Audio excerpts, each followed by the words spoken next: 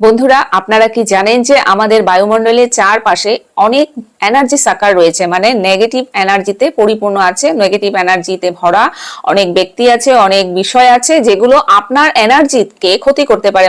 মানে আপনার সংস্পর্শে এলে আপনার এনার্জির ক্ষতি হতে পারে, মানে আপনার শারীরিক এবং মানসিক ক্ষতি হতে পারে। তো আপনি কি করে সেই এনার্জি থেকে নিজেকে রক্ষা করবেন? আপনি কিভাবে আপনার এনার্জিকে প্রোটেক্ট করতে পারবেন? আপনি কি করে নিজেকে সেই এনার্জি সাকারদের থেকে রক্ষা করবেন, সেই সম্পর্কে আজকে আমি এই ভিডিওতে আলোচনা করব।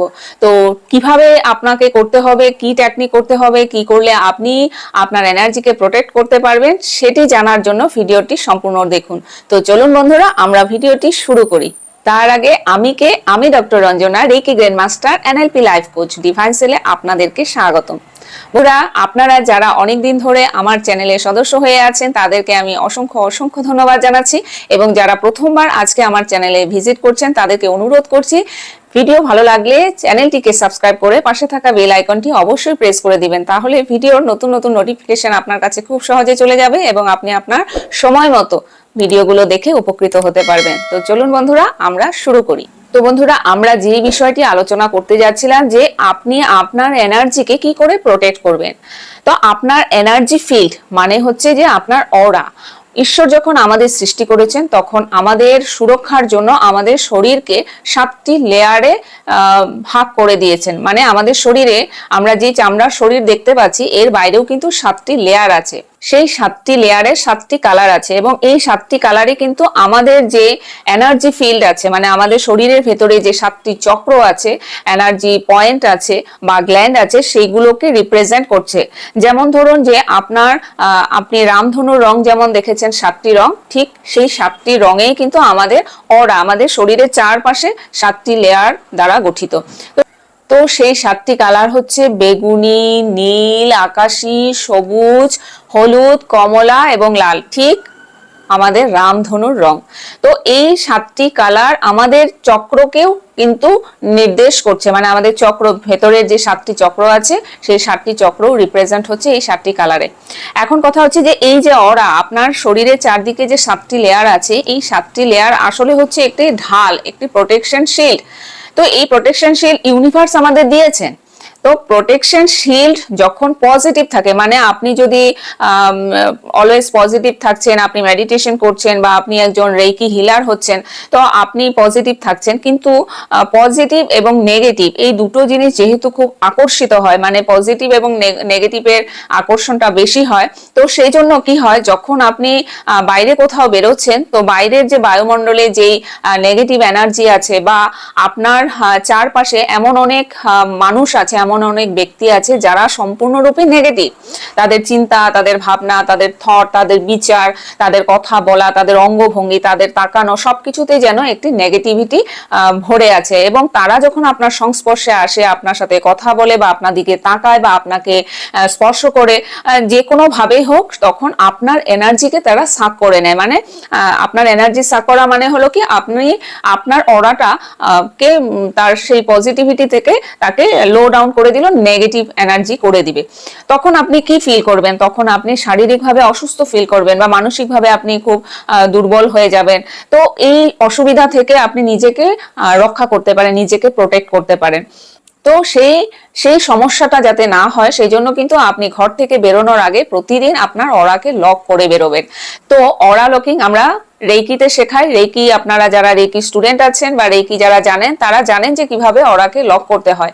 কিন্তু যারা রেকি জানেন না বা রেকি শেখেননি, তারাও কিন্তু চাইলে নিজের অরাকে লক করে বেরোতে পারেন। কারণ অরা তো প্রত্যেকের আছে, যারা রেকি শিখছে তাদেরও অরা আছে, যারা রেকি জানে না তাদেরও অরা আছে। কারণ ইউনিভার্স, ভগবান সবাইকে একই উপাদানে গঠিত করেছেন। এখন কথা হচ্ছে যে আপনি আপনার অরাকে কি করে লক করবেন।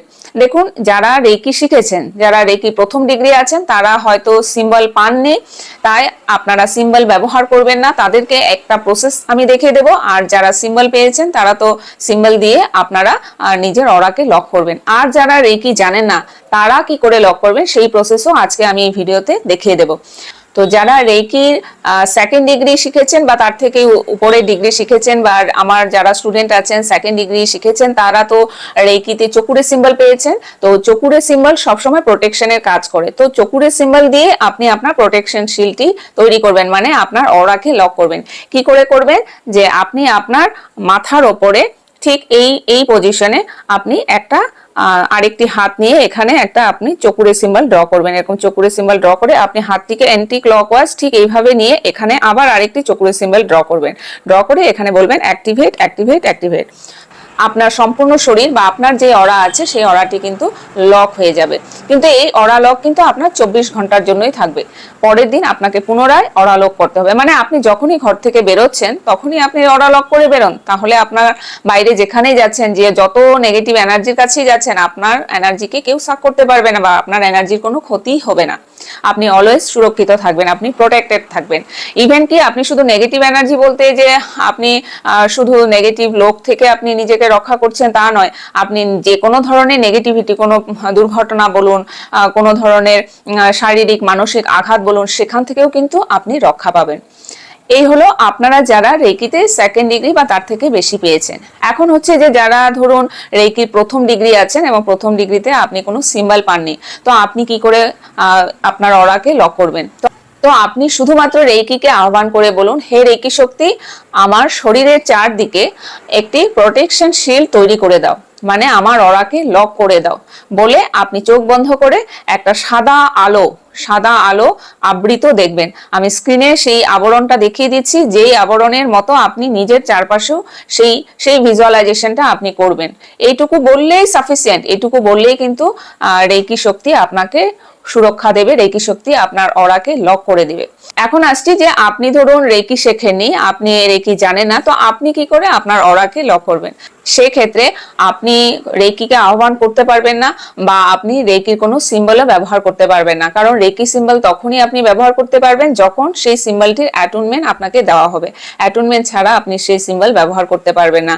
বা আপনি যেহেতু রেকি গ্রহণ করেননি, তাই রেকিকেও আহ্বান আপনি করতে পারবেন না। তো আপনি শুধুমাত্র ইউনিভার্সকে বলুন বা আপনার ইষ্টদেবকে বলুন যে আমার শরীরের চারদিকে আমার অরাকে লক করে দাও, অরাকে প্রোটেকশন করে দাও। বলে সেম জিনিস আপনি মনে মনে ভিজুয়াল করবেন যে আপনার চারিদিকে একটি সাদা আলোর আবরণ আবৃত করে আছে আপনাকে।